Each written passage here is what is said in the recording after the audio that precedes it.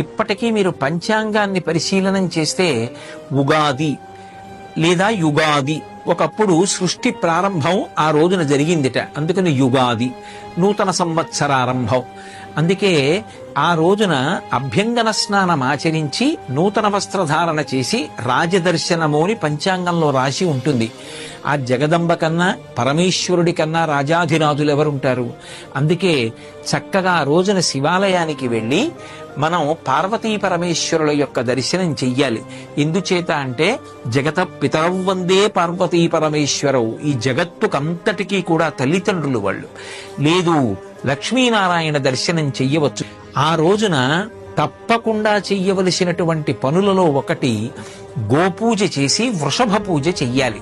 ఎందుచేత అంటే ఎద్దు యొక్క డెక్కల నుండి స్రవించినటువంటి అమృత బిందువుల వలన పంట బాగా వృద్ధిలోకి వచ్చి చక్షు సంబంధమైన వ్యాధులు రాకుండా ప్రజల్ని కాపాడుతుంది.